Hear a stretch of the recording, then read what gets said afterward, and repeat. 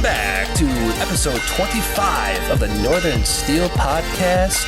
Welcome to the quarter centennial episode of our podcast. Chris, we've missed a couple weeks, but we're basically halfway to a year. I know the math isn't exactly, but we missed a couple weeks. But we're at a halfway year mark, Chris. It's crazy. I feel like there's a lot that we've talked about. There's a lot we've discussed. There's been a lot of good coming out of this. And honestly, I feel like each week just keeps getting better and better. And what a better time to meet the halfway point than 1 week before, a couple days actually, before the first week of the regular season of NFL football. Are you ready? I was born ready, I think.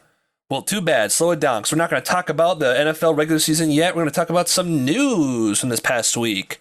Some NFL news. And by NFL news, I mean Steeler news, because I don't care about other NFL news right now. Maybe later I will, but not right now. We have to talk about the practice squad that was finalized. So let's do it. I think we talked about it last week. We talked about, this is really sick to have an ad. We talked about the first 8 that got added to the practice squad: Anthony McFarland, William Dunkel, the Dunkelmeister, as Chris like to calls him, Dunkelberg.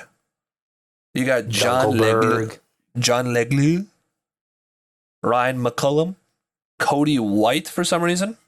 No offense, no disrespect, but it should be Tyler Vaughns instead. Hamilcar Rashed, Carlos Davis, and Elijah Riley. Since then, they've added in the final 8 pieces to the puzzle. One being Mark Gilbert. If you remember Mark Gilbert, he was actually on our he was a training camp standout last year as a cornerback. He's a taller guy, come out of Duke, I believe. Went to the Lions and kind of actually made his way to playing some playing time with them. I think he actually played against us when we played him, which is hilarious. Tight end Justin Rigg. He most recently played for the Bengals. He's a really big tight end. He can block really well. And linebacker Chappelle Russell. Don't know a thing about him. Good luck to him. Welcome to the team. They also added running back Jason Huntley, who I've seen some good things about, but we already have the GOAT Jalen Warren, so don't need to worry there. Defensive line Renell Wren. Don't know anything about him. Welcome to the squad. We also added Delonte Scott, who is an outside linebacker we had through most of training camp and preseason, and he got cut late. We added Andrew Adams, safety. Andrew Adams is a veteran safety, played most of his time with the Tampa Bay Buccaneers. I sent Christopher sorry, I didn't mean to use your full name. I usually don't, but anyways, I sent Christopher Gerard Peskowski. Legal name. A highlight video of Andrew Adams picking off Cam Newton, I believe, 3 times in one game. So he definitely has this stuff. He was actually an undrafted free agent out of UConn in 2016. He signed with the New York Giants first. He spent 2 years in New York, appeared in 30 games with 17 starts, had 1 pick, 7 passes defense, and then failed to win the starting job in 2018. He went to Tampa Bay, appeared in 13 games with 4 starts. Again, he had that 3-pick game, which kind of propelled him. He failed to make, he was released to fail to make the Eagles squad in 2021 and then came back. But in his 4 years with Tampa, he appeared in 57 games, 18 starts, had 6 picks, 16 passes defended. And then the last spot, there's an asterisk on last spot, goes to cornerback Josh Jackson, 2nd-round pick from the Packers in 2018 out of Iowa. Mm-hmm. He, in his 3 years in Green Bay, has played in 42 games with 15 starts, 86 tackles, 12 passes defense. Traded to the Giants at one point, released by the Giants in October after not appearing in a single game. Went to the Kansas City Chiefs practice squad, elevated for 2 games, and then didn't do much there. Spent the entire 2022 preseason with the Cardinals, but did not make the team. And now he's on our team. The thing with Josh Jackson, it's kind of similar to me with, before I move on to this last one. Actually, you know what? Let's do that first. And then the last, I set an asterisk on that spot because that is all the spots filled on the practice squad. However, I think Hamilcar just recently went to IR today, and they signed a wide receiver to the practice squad named Jaquari Robertson. So another receiver that should have been Tyler Vaughns, who put in all the work during training camp and preseason. But no, sure. Signed Jaquarii Robertson. Never heard of him. Good luck to you. Anyways, the Josh Jackson pickup reminds me of the Carl Joseph pickup, because Carl Joseph was a old first-round pick. He had a pedigree, and then he didn't play very well in the teams he started for. I was kind of hoping, not to have this great starter, but hoping for depth of some sort. And you always want to believe that your team can turn a player's career around. So I was really except for Carl Joseph. He actually was doing well until he had the season-ending injury that he had in the first preseason game. But this is how I feel about Josh Jackson. I actually watched his tape in 2018 coming out of Iowa. I thought he was super good. I remember when the Packers drafted him, I was really bummed out. I think I told you I was bummed out about that. And, maybe that was just a fluke year for college, but I'm kind of excited for him to be on the team. I don't expect him to make an immediate impact. I don't expect him to start. I don't expect him to be that good. But I'm hoping that maybe this is the right situation for him and he can become a player that helps his team out down the road. Yeah, no, I totally agree. I also had a chance to look at his highlights from that season, and I was very Iowa, impressed right? with it. No, actually in Green Bay. Oh, sure. There's a Welcome to Pittsburgh video that I saw today, and it was a lot of the Josh Jackson highlights. And, everything that I saw, and I'm assuming it was from the 2018 season when he was a rookie, because that seems to be his most prolific year stat-wise. He was really good. I was very impressed. He had a ton of pass breakups. He had some good tackles out there. He even had 2 pass breakups against us. I believe that was the year, though, with Mason Rudolph back there throwing it to James Washington. At least that's what I saw. It definitely wasn't Ben. So don't know what that was all about. But it was really good, and I think he has a lot of skill. I don't know if it was necessarily he just didn't play up to his potential, or if it was injury or what. I'd be curious to know why. Do you know why he wasn't playing after a while? Because there's a lot of times when it was like 10 games started and 16 games played, and then the next year is no games started, 14 games played. Yeah, he sucked. Okay, yeah, that's kind of what I figured. Just to be blunt, yeah, he just wasn't good. If you look at people's comments, especially Green Bay fans, they do not like Josh Jackson. They're very salty that he was drafted in the second round and did not live up to the standards of a second round pick. We've all been there. We feel that way about some Steeler draft picks. He's underperformed, to put it bluntly. He just was not very good. But I'm hoping he can turn it around and help us out. Sometimes all it takes is that new system, like you were saying, new teammates and everything to get back to the player that you were. We'll see what happens. Maybe he'll get some playing time this year, maybe not. Maybe it's a similar jersey color to when he excelled in college. Maybe all that will come rushing back into him like nostalgia. Iowa's black and, well, I don't know, maybe they're black and yellow. We're black and gold. Maybe he'll just remember. He's like, I remember when I was 20 and good, and he'll just revert back to that mode. But I think that's exciting. I'll tell you what was interesting to me, though, when talking about the practice squad in general. We have a lot of offensive linemen on our practice squad. Yeah. And I get that has been a position that has been very injury plagued for us the last few years, but we are horribly bad, and I feel like we have depth at that position, but are having these practice squad members really going to matter? I don't know. I mean, I guess it's good to have as far as depth goes, but we have a lot of offensive linemen on that practice squad. I feel like one player will matter, because I don't think John LeGlue should have been cut in the first place. So I like that. I like that he was kept. Is he, going to make that big of an impact? No, he fits in with the line we have, which isn't great. But he's also decent. He could help out fill in. The thing I was thinking about this, man, with offensive line, I know Steeler fans get so mad about our offensive line, and rightfully so, because they suck. This kind of goes into, I think it was today or yesterday, maybe today. They restructured TJ Watt's contract and added about $7 million into the cap space. and everyone immediately was like, sign an offensive lineman, sign an offensive lineman. I think you said that too, to me, probably more as a joke, but you were like, get an offensive lineman. No, that's definitely is, being serious. well, the thing is like, there isn't any that are good. So what's, it's like everyone keeps saying get an offensive line, there isn't any. I know people keep wanting to talk about Eric Fisher, and I think maybe there's one more out there. I don't exactly remember, but usually people talk about Eric Fisher. And there's not even a guarantee that he's that good. There's a reason why no other teams picked him up yet either. You know, and I was thinking about this the other day. If you really think about like offensive lines in general, how many offensive lines in the NFL are actually like solid? Yeah, that's true. There's a lot of like pretty bad offensive linemen. There might be a couple studs here and there. You know, there's a lot of bad offensive linemen. Some of them just don't pan out. It's becoming like the new. I don't know, this is probably like really a hot take and brash, but it's becoming like the new quarterback of the draft, because sometimes you don't know what you're going to get. You can draft a lineman pretty high in the draft and they don't end up doing very well.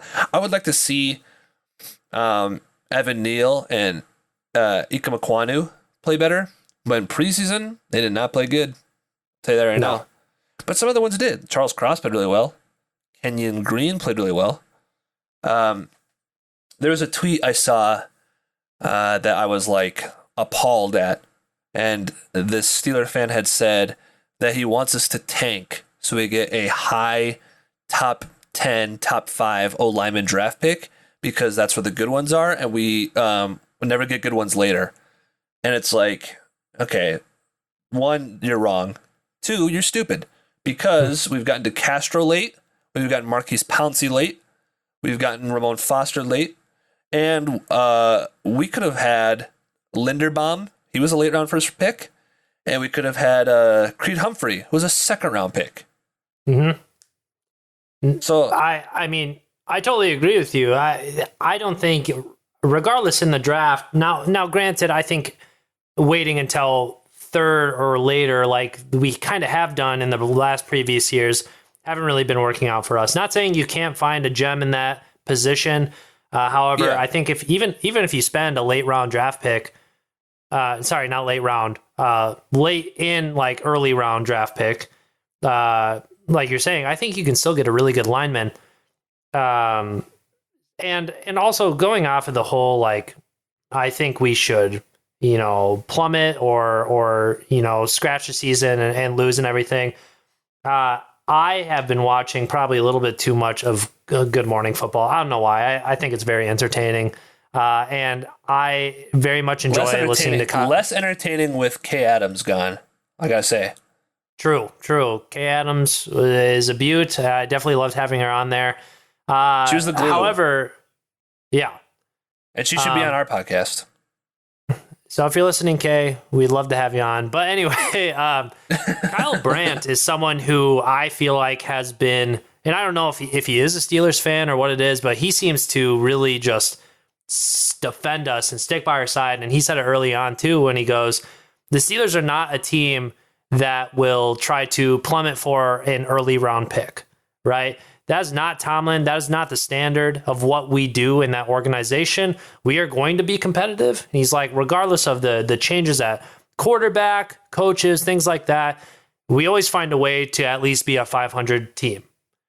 So right. I think you got to get that mindset out of there. We're not going to try to fold and be a high round draft pick. I don't think that's what we're about. I don't think that's what we'll ever be about. So we can get a good offensive lineman late. I do think we got to spend our first round pick on an offensive lineman for next year. Not to take away, because I also enjoy Good Morning Football from time to time. But Kyle Brandt, I mean, it is TV at the end of the day. And Kyle Brandt did say that Kirk Cousins would be the MVP of the NFL today. So it could happen. Yeah, sure. When he gets protected, he's an elite quarterback. Says who? Says the stats, Dom. Says the stats.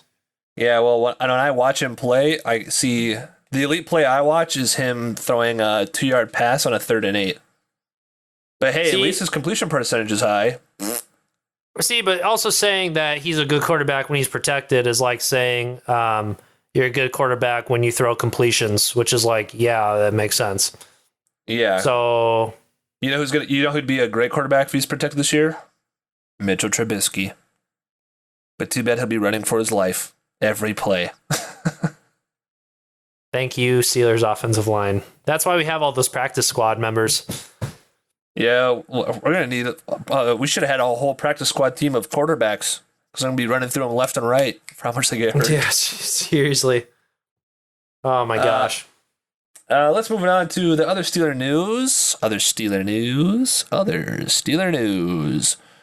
Steelers depth chart got released, and every Steeler fan in the entire United States and probably United Kingdom, shout out Charlie, lost their collective minds because Kenny Pickett was listed as the number 3 quarterback. Everyone freaked out. What are the Steelers doing? What are they seeing that we're not seeing? They're dumb. Kenny Pickett deserves to be the second string at least, or he could start. This is crazy. This is insane. Every fan from other teams, Bengals, Ravens, Browns, Steelers are a clown. They're a joke. They're a clown show. Their first round pick is a third string. He's going to be an actor every game. Ha ha ha ha. Steelers, we hate you. Yeah, it was a mistake. Obviously. You really think Kenny Pickett's going to be the third string? Get out of here. To Mason Rudolph? Of all people, Mason Rudolph is going to beat out Kenny Pickett for that second string. Get out of here. You must be out your mind. Of course Kenny Pickett's second string. He's like 1B, honestly. But in all seriousness, yes, what did Tomlin say? Quote, it was a clerical error. Whatever that means. I'm not smart enough to know. But which is fine. There's people who also, I don't know how you feel about this, Chris. There's people who want to say, how could they not know after 24 hours? There must be a quarterback controversy going on. Something must have happened. I do think it was just an honest mistake. I really do. Mm-hmm.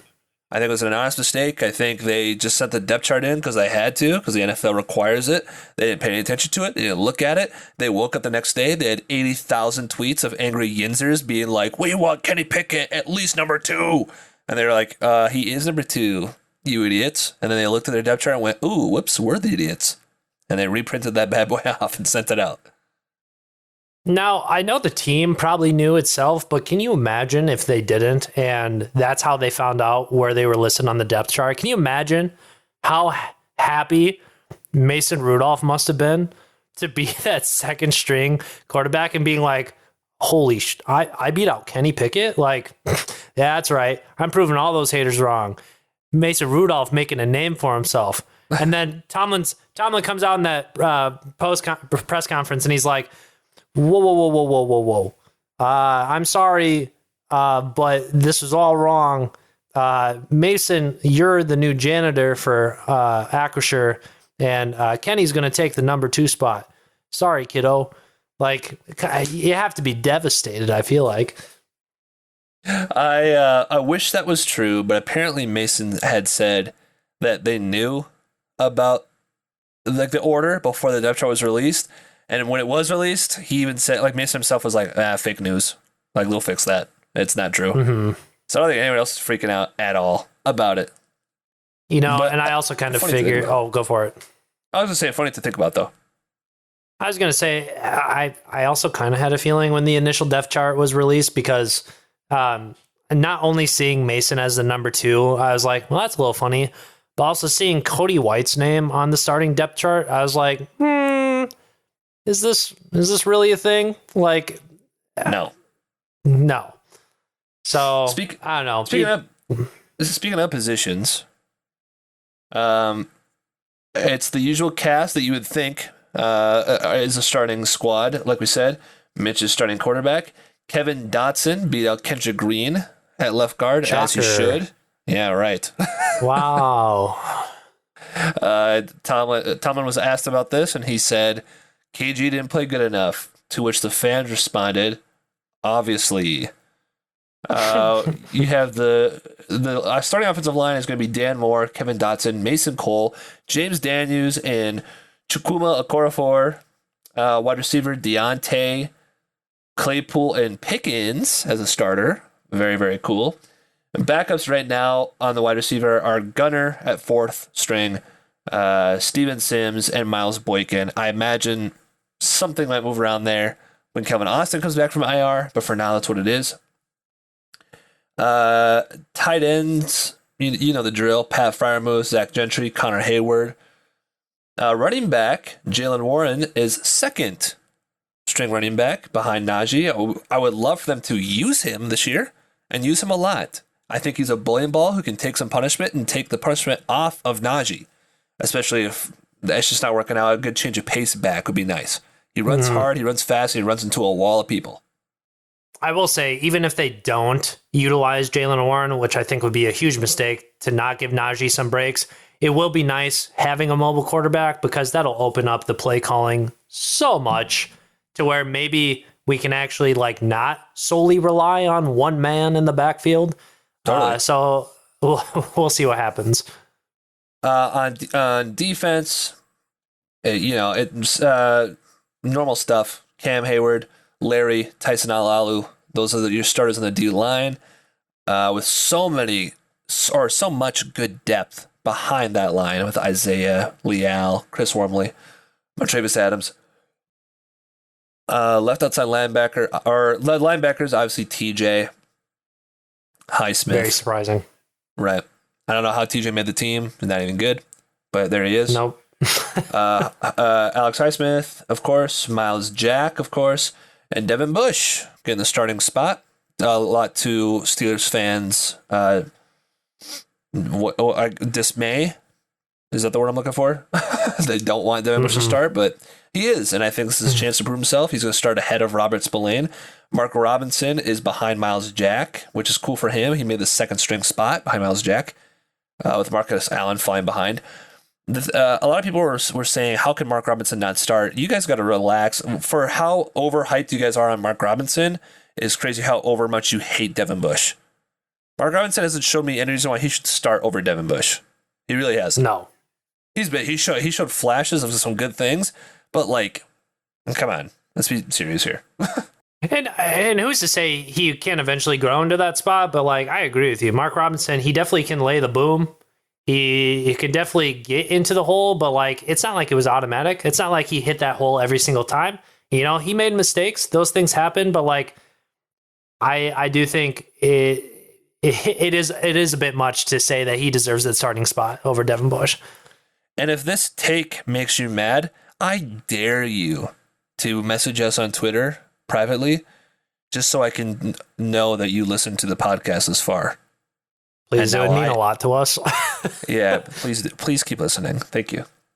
And hashtag Northern Takes. If you could use that hashtag, we're trying to get it started. Hashtag Northern Takes. Say code you guys word are is dumb. steamboat.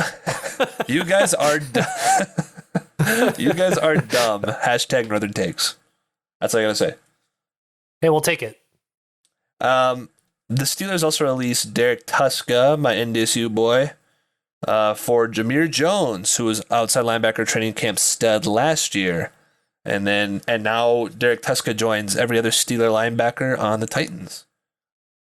At cornerback, a little interesting to me, or I guess you could do secondary in general. You have Akella Witherspoon starting, Minka, of course, Terrell Edmonds, of course, Cameron Sutton starting on the outside, and Arthur Mallette in the nickel, which means our 3 set cornerbacks are going to be Akella, Cam Sutton, and Arthur Mallette in the slot. I think this is a mistake, and I think they should fix this. I think Cameron Sutton, and I don't mean any disrespect towards Cameron Sutton, I think he's the best cornerback we've drafted, which is not hard to do since we draft a lot of people who suck. But he excels to me in the slot. I think he covers people better in the slot. I think he can blitz the quarterback better in the slot. I think he plays better in the slot. I think we went and signed Levi Wallace for a reason, and it's kind of a bummer that he's not starting. I think the more optimum secondary from a guy who sits on the couch and watches football games would be Akella Witherspoon, Levi Wallace on the outside, and Cameron Sutton in the slot. Yeah, I agree. We took a big hit after losing Mike Hilton, and I don't think, Cam Sutton plays to the same level that Mike Hilton did in the slot, but I definitely think he's our next best bet in that position. And I agree. We got a guy like Levi Wallace who has outside experience. I think hopefully eventually we get him onto the outside. Nothing against Arthur Mollett too, but I feel like he's a certain package guy. He shouldn't be out there all the time. He made some good plays, but he also made a lot of mistakes last year. So I would just really like to clean up that part of our defense. I think everything is sounding really, really good realistically, but then you get to that one part of it and you're like, okay, that's definitely a part that I think is going to get attacked by other teams, but unfortunately, it's going to be found out, I think, very quickly because we play the Bengals. And with this lineup, I hope it doesn't happen, but they could get toasted out there. They're really good. Come on, do the Bengals even have good receivers, Dom? No, I'm just making that up. I don't even have a joke for that. It's like I tried to say they don't have anybody, and we all know they have the best. Get out of here. Probably the most solid wide receiver core in the NFL right now, or if not top 5 for sure. Besides ours. Heck yeah, baby. Speaking of the Bengals, let's talk about week 1 of the NFL regular season. Steelers at Bengals this Sunday, 1 o'clock Eastern, 12 o'clock Central. Let's talk about it, Chris. How are you feeling about this AFC North matchup? Rivalries. We're going into the jungle facing the AFC champions of 2021. Listen, I am already not a fan that we are starting off our season opener on the road for the 100th time in a row. Not only are we doing this on the road, but we are going against the Super Bowl runner-ups in the Bengals, who showed immense improvement from any previous season.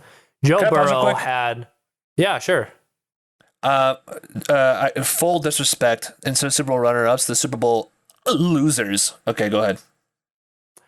Thank you for that correction. I appreciate that. But, Joe Burrow had an intensely better year and truly a breakout season last year. They got an insane weapon and good chemistry with Jamar Chase. I expect him to have another breakout season and to be just as good this year as he was last year. Obviously, they present some issues at the offensive line, but they fixed it up by getting Leal Collins, or however you say his name. Is it Leal? Lyle. I think it's Lyle. Sure. So, and to be honest, Dom, we sucked against the Bengals last season. Granted, our play calling was, set to bubble screens and HB draws because our quarterback could not move more than 0.5 miles per hour. But as they have improved, so have we. I feel like this is the first season that we have done the most with off-season signings. I feel like our draft definitely helped getting some good people out there. And dude, I've said it from the beginning. You and I have talked about this going into it. It's like, do I expect us to win and beat the Bengals week 1? No. I'll be straightforward with it. I'll be completely honest. Absolutely not.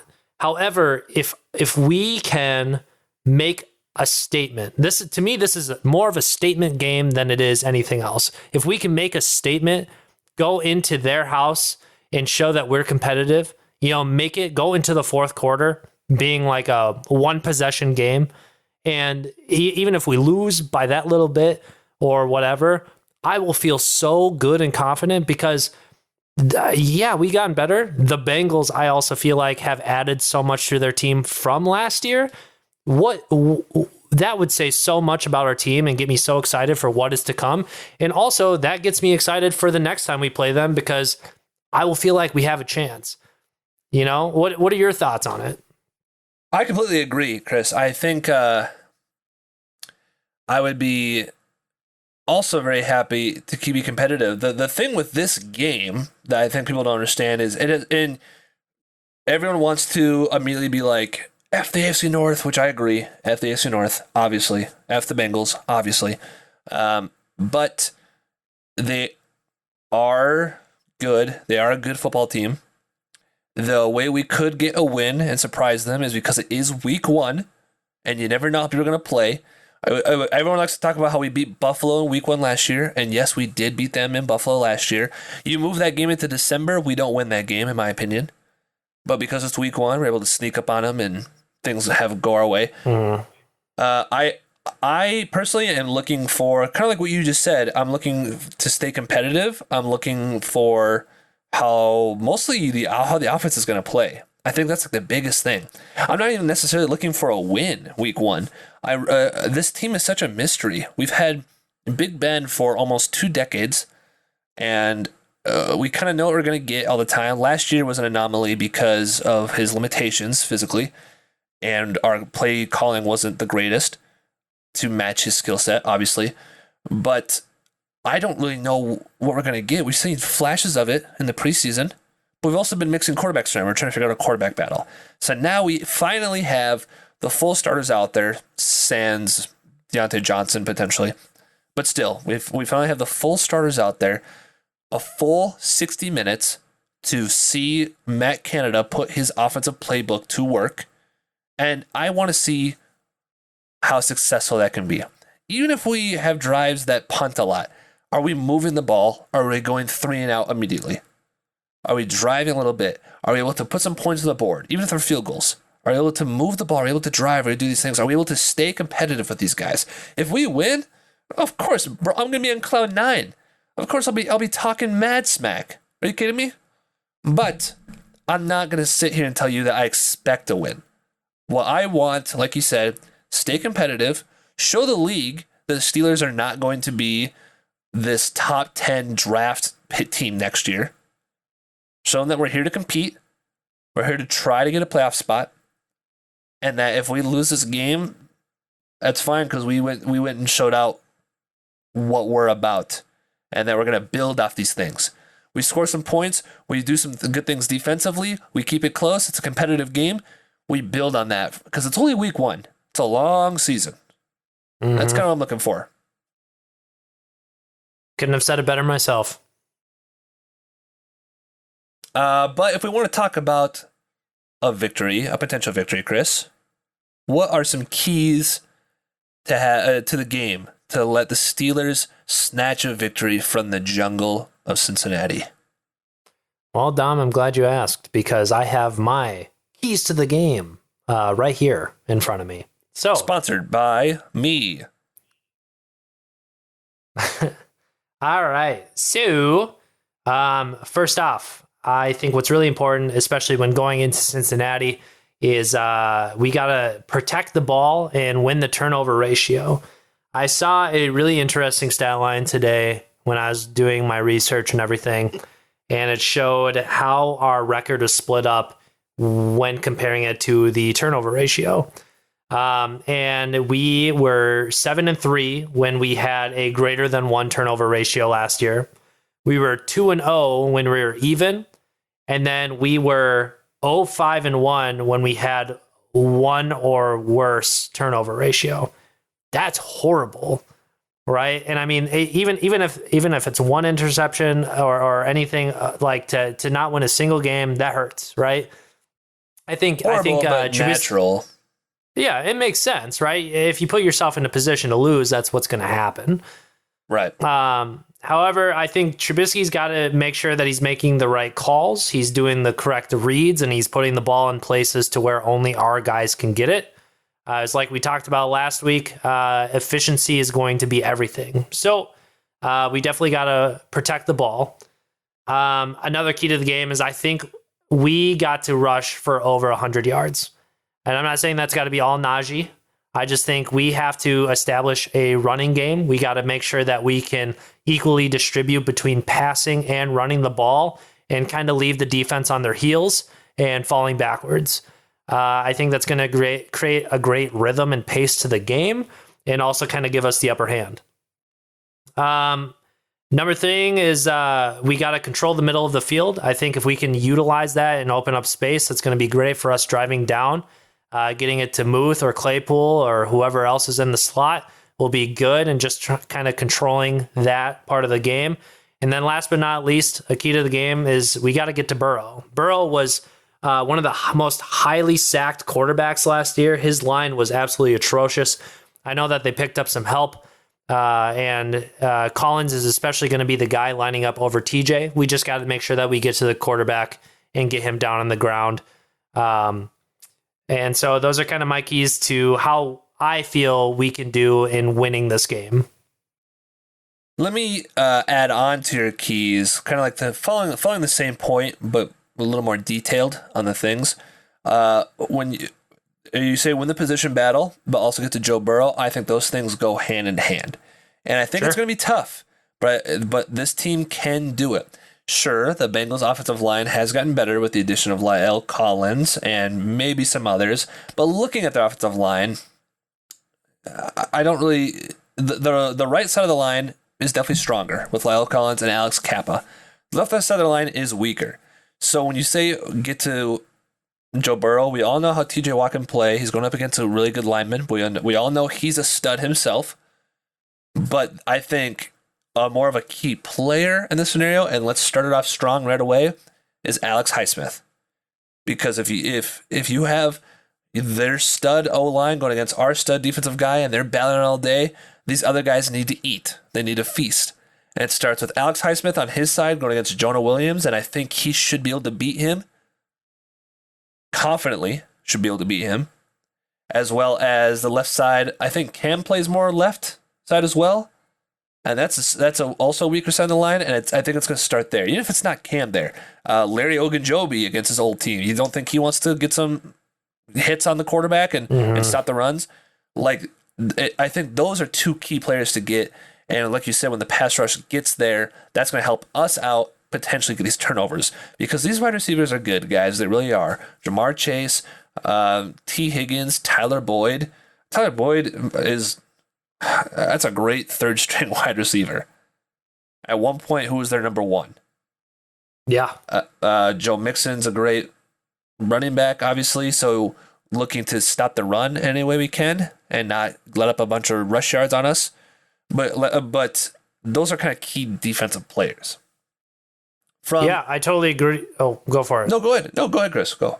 I was just going to say, I totally agree. And especially with your point of bringing up Alex Highsmith, I think he needs to have a big game. And I think he definitely shows the skill set to do it. He is very impressive, and he's someone that's definitely taken those leaps every single year that he's been on the team. And I expect kind of big things from him this year. I think he's going to hit new highs in tackles, sacks, all of the above. So I'm really excited to see, but I think this is definitely a good game for him to establish himself and to help out TJ on that other side, as well as with some other guys. And we gotta get to him, because like we said before, especially that one side of our defensive backs being Sutton and Mollett, and going up against this talented wide receiver team, we got to make sure that Burrow gets little to no time to find a read and to make those good throws. So it's all going to start with those guys up front and making sure that we can help out the dudes in the back.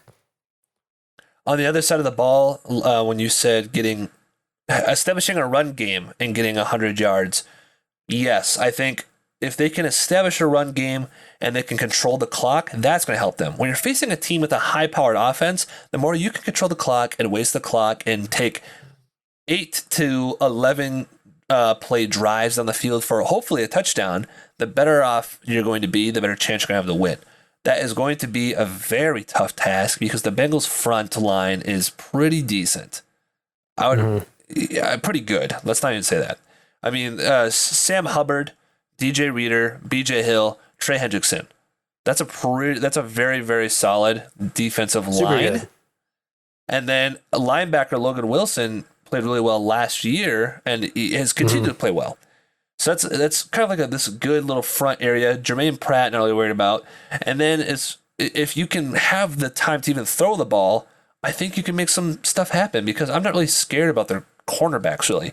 Mike Hilton is, in my opinion, and maybe it's biased, but I think he's their best cornerback, but he's going to play slot only. But I think Claypool can beat Mike Hilton if he's playing slot. He's definitely got the size advantage on him. Totally. So. You got Eli Apple. I feel like Apple's lined up on Pickens. See you later, bud. Chidobe Awuzie, bro, nah. Not even going to worry about you. I'm going to be real honest. Although, if Deontay can't play, it'd be Claypool and Pickens and, maybe Gunner in the slot. But Gunner got some good separation from preseason, so you never know. Safeties are pretty good, though. Von Bell, Jesse Bates. But the point still stands with the run game, with our offensive line being as suspect as they are. That's a big key, too. And I agree that setting the run game is important, but it's going to be difficult. And we don't want to run Najee to the ground right away. I say mix it up. If almost like my key to the game for the offensive side might be Jaylen Warren. Because if Najee's running and he's doing his thing and he's just not breaking through, sometimes you need to change a pace guy. We had that for a little bit with Le'Veon Bell and LeGarrette Blount. And Le'Veon Bell would play like the Ravens. Sometimes, and sometimes early on his career. Later on, he found his groove against the Ravens, but sometimes he couldn't find his groove. He was waiting too long. He was getting no runs. They brought in LeGarrette Blount, and he's just bullying people. 5 runs, 6 runs, 7-yard runs. Sometimes you need to change a pace guy like that to kind of break it open. And hopefully the Steelers recognize that, and hopefully they're able to put Jaylen Warren in if that is happening. Hopefully it doesn't, but if that's how the situation is, hopefully they're able to put him in and kind of change it up a little bit, Yeah, I totally agree. Shall we move on to the last part? What's the last part? Stat predictions for the game. Okay, let's do second to last part, and then a part after that I got. Okay. Stat predictions. What do you got for me? So, I think that starting at quarterback, Trubisky's going to have a pretty decent day, which is saying a lot because obviously he's going to be running for his life. But I feel like he has the necessary weapons. So I have him at 18 completions out of 26 attempts. Okay. I have him for 230 yards. Okay. And 2 touchdowns. And how many? 2 touchdowns. Accurate. Now, I know that I established that I think we need to get 100 yards rushing. However, I don't think Najee's going to break that 100-yard mark. Not for this game. I think he's going to get close. But obviously, we're going to run him a lot. I think he's going to get 24 rushing attempts and get about 88 yards. Oh, my God. Yeah, it's a lot. Holy smokes. Maybe a few less rushes, but it could happen. Could happen. But I also do have him getting 2 touchdowns. Because I do think we can drive down the field and get into a position in the red zone where he can push it in. But okay. I am giving him 2 touchdowns. Yeah, you have us scoring 28 points offensively. Well, if we're going to be competitive, yes. I agree. I'm just saying. Just pointing it out to you, the math. Top receiver, I put Claypool. I think we got to establish that middle of the field. I gave him 6 receptions for 90 yards. I think he's going to have a lot of airtime and some big plays over the middle. Again, if Deontay plays, which is not sounding great right now. Sure. I'll be honest, I didn't even put Deontay on this list for the top stat candidates. No, it's fine, but Claypool's not going to play the middle of the field if Deontay's not playing. Sure. Next, I have Muth with also 6 receptions, but for 56 yards and 1 of those touchdowns that Trubisky's going to throw. Okay. And then I have Pickens with 4 catches for 48 yards and a touchdown. I think he's going to get his very first touchdown this week. Cool. On the defensive side of the ball, I think we're going to get to Burrow 4 times. Okay. I like it. I'm going to give Watt 1.5. Okay. He's going to share one of those sacks with Cam Hayward because I just think they're a good duo together. Yeah. I do think Highsmith is going to get a sack. All right. And then I'm going with the safety blitz. I'm going to give Edmonds a sack. Wow. Look at you. Creative. Those are my stat predictions for this game. I like that you're going analytical with it. You're going stat by stat things. Mine's going to be a little more thrown against the wall, a little out the mouth, quick at you. Sure. I also think Mitch could throw 2 touchdowns. I like your yards too, actually. Like, I think you said 230 or something. I like that. I think that's a decent amount, maybe 240, 230, somewhere in that range. Yeah. I also like the yards you had for Najee. I just have you in my head. I think like less carries, like 18 for like 86, and maybe a touchdown, maybe. Sure. Receivers, I think Freiermuth is gonna really eat, regardless of like if Deontay plays or not. Like you said, I think the middle of the field is gonna be huge. I think Freiermuth is gonna play a big part in that. I think it's good to get that connection early and often. So I think Freiermuth could actually do really well in this game. I also think Pickens could do well in this game, but not really for the stat-wise. Just by setting the tone. The Bengals really beat us up and down the field last year. And they tried to make us the laughing stock of the division. They really did. As well as the year prior when they knocked Juju out for dance on their logo. And they really got this like gusto about them, and they think they're all that. And I think Pickens, not only a stat, but I think he's going to set the tone quick. Might get some fisticuffs with Eli Apple, because Eli Apple's a little baby boy, and we might see some fireworks. And I want to see that. I would like to see that. I'm not saying I want to see Pickens like get in a fight and get ejected. I'm not saying that at all. I'm not. Stop it. I'm not. I'm not saying it. I'm not saying it. But I do. Hey, come on, I'm not saying it. I don't want to. If he fights Eli Apple, I'm not going to be happy about it. Come on. But I do think he should set the tone, because we've been missing a dog on this team. And he needs to set the tone and say that we're here. We're not going to take any crap from anybody. We are the Pittsburgh Steelers, and we're going to punch you in the mouth. And I think that he's going to set that tone in this game. Defensively, Chris, I'm a little scared defensively. I'm going to be real honest with you. I'm hoping to hold Joe Mixon to under 100 yards. Might be a big ask. That's what I'm hoping for. But I think Joe Burrow probably has 3 touchdown passes. Yeah. If not more. I'm going to say 3 for right now. I think TJ does get a sack because it's TJ Watt. Got to give him 1. But I don't really have any other predictions from that angle. I would really, really love to see Highsmith get 2. I would love for Highsmith. Even getting 1 would be great. But I would love Highsmith to, I think this could be a breakout game for him to really help out. And the better he does, the more teams are going to have to respect that, and then we'll be able to double team TJ Watt. Then what do you do? You got someone who's a monster like that. So that's more like my whiplash stat projections for you. Sure. Let's go last part, Chris. Give me a score. Give me a score prediction for this game. All right. Well, obviously, if I'm going to give you a score, I have to be true to my predicted stat line. So this will be interesting. I am going to go with a close game. Yeah. I really hope this isn't the case, because obviously I hope our defense has improved tremendously. But I think it will be a difference of 10 points. And I think it'll be 41-31.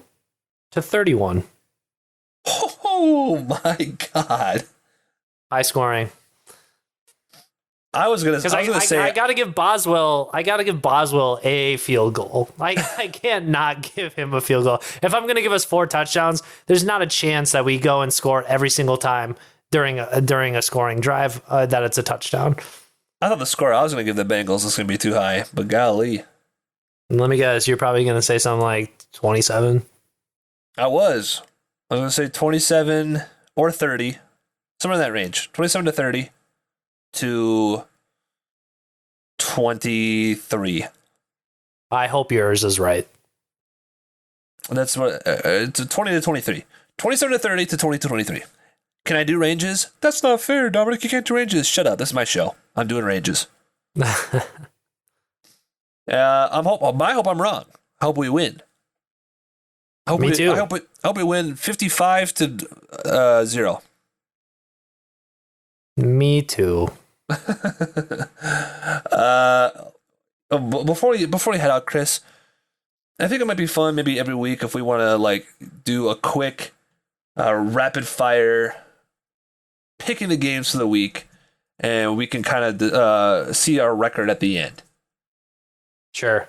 And maybe we'll do like a little bet. We'll figure it out later. Like the loser has to do something. Or maybe we'll let the fans decide. Yeah, all 6 of you. I'll let you guys decide. All right, go for it. Bills and Rams. Bills. I'm going to go Rams. Oh, God. I'm lost. Help. Help. There it is. Eagles, Lions. Eagles. 49ers, Bears. 49ers.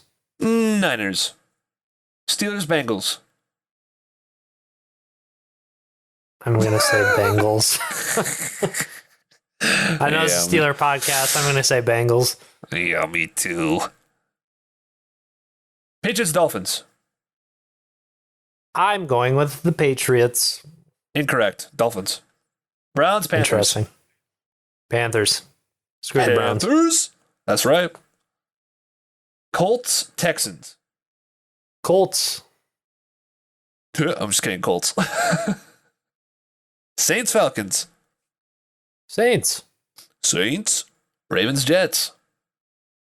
Ravens. Ravens. Jaguars, Commanders. I think the Jaguars. Incorrect. Commanders. Packers, Vikings. Let's go Packers. Incorrect. Vikings. Giants, Titans. Titans. Incorrect. Titans. Raiders, Chargers. Chiefs, Cardinals. Chiefs. Bucks, Cowboys. Bucks. Broncos, Seahawks. Broncos. Is that even a question? For real. Broncos, it is. All right, that about does it. That is the week 1 preview for the Pittsburgh Steelers podcast, for the Northern Steel podcast. Not officially sponsored by the Pittsburgh Steelers yet, but we're working our way. Yeah, we're getting there. I want to thank you for listening. You can follow us on all our social media at Twitter, Instagram, YouTube, TikTok, and Grubhub. Please leave us a comment on Twitter, a DM on Twitter, telling us what you love about the podcast, why you think we're great hosts, why you are attracted to our voices. We really appreciate it. And we will see you guys next week for a review of the Week 1 game and previewing the Week 2 game against the New England Patriots. Chris, do you have any last words? Let's go Steelers. As always, concise and inspirational. Thank you. We'll see you guys next week. Doses. Peace.